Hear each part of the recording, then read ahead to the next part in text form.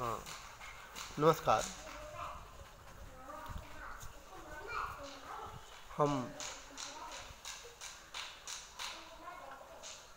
कर्मण्य सूत्र के बारे में जान गए। अब आतो अनुपसर्गे कह इस सूत्र के बारे में जानना चाहते हैं।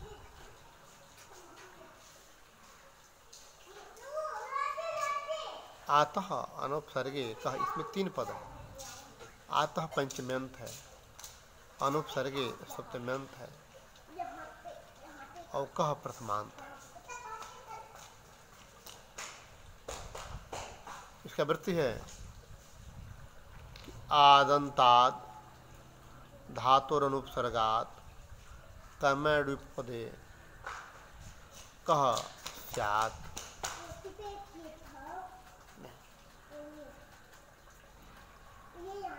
इसका हिंदी में अर्थ हुआ, कर्म के उपपद रहते, कर्म यदि उपपद में हो तो अनुपसर्गे अर्थात उपसर्ग सहित आकारांत धातु से क प्रत्यय होता है।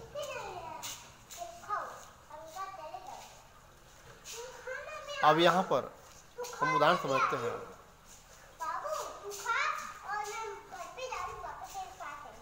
कि गोदा प्रयोग बना है। गाम ददात इति गोदा, गाय को देने वाला।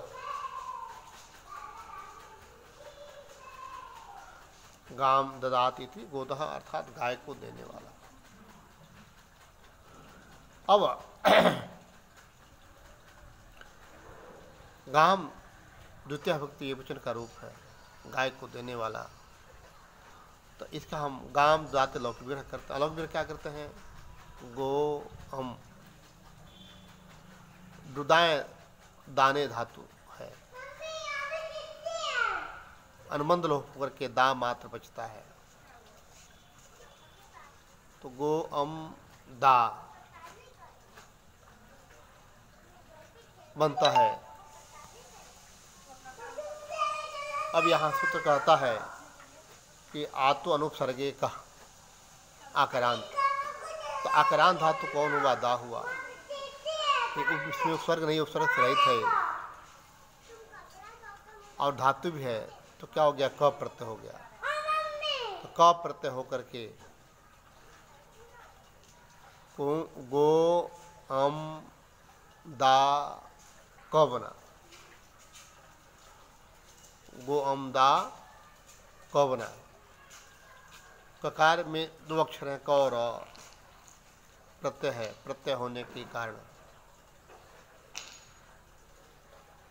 लसक तहिते सूत्र के द्वारा ककार की संज्ञा था तस् लोप से लोप होकर के गो अम दा अ बना, गो अम दा अ बना। अब यहाँ पर आतो लोप इट सूत्र के द्वारा आकार का लोप होकर के गो अम द अ बना। द में आकार मिलकर के गो अम द बना। अब यहाँ पर ये कृदंत होने के कारण कर्त्य कर्म सूत्र आता है। वो कहता है कि कर्म अर्थ में षष्ठी भक्ति होती है। तो यहाँ जो कर्म है, यहाँ जो कर्म है अम, उसके स्थान में षष्ठी भक्ति होकर के षष्ठी भक्ति अर्थात षष्ठी भक्ति का प्रत्यय होकर के ngस बनता है।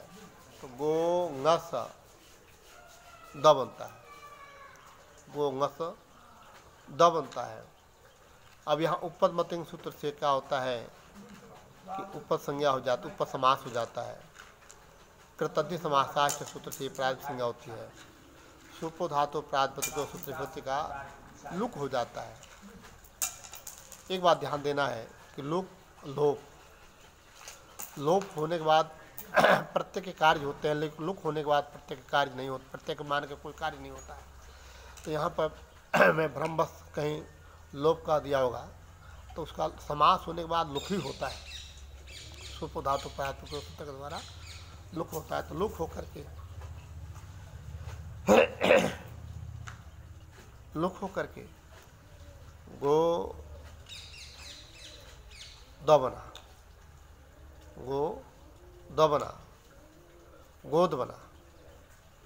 अब हम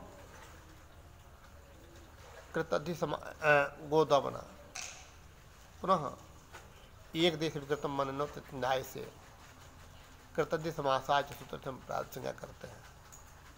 प्रथमा व्यक्ति वचन व्याख्या में सौज स्मरण सूत्र के द्वारा सुप्रत लाते हैं।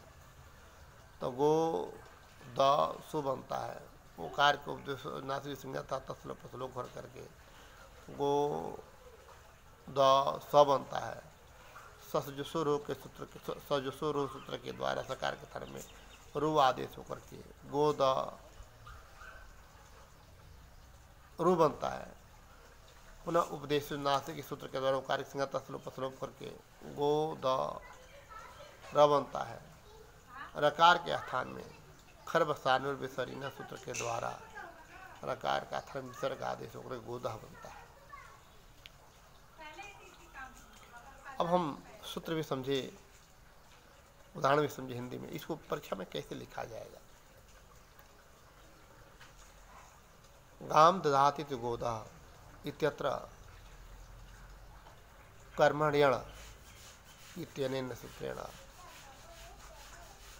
आतो अनुपसर्गे कहा, कर्मण्य गलत हो गया, आतो अनुपसर्गे कहा इस इतने सूत्रेण क प्रत्यय करते गो अम दा क इति जाते लसगोते तेतन सूत्रेण ककार संज्ञा तस्लोपे करते गो अम दा अ इति जाते आतो लोप इड चैतन्य सूत्रेण आकार सलोपे करते गो अम द अ इति जाते वर्ण सम्मेलने करते गो अम द इति जाते कर्त कर्मण इतन सूत्रेण कर्मण या स्थाने षष्ठी व्यक्ति करते हैं।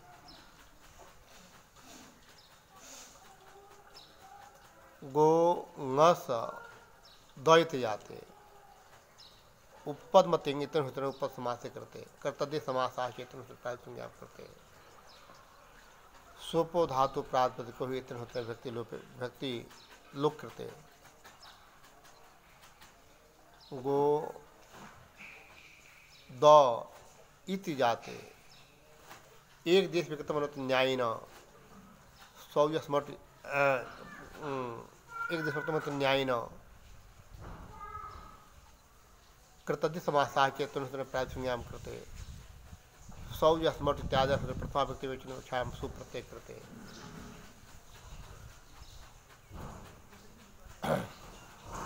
सुप्रत्यय करते गो द सुत जाते उपदेशे अजनुनासिक इतने होतेण उकार संगम तस्लोप लोपे करते गो द स्वत जाते सजसुर हुई इतने होते सकार सर्व आदेश करते उपदेशे नासिक इस संज्ञा उकार संगम तस्लोप लोपे करते गो द रत जाते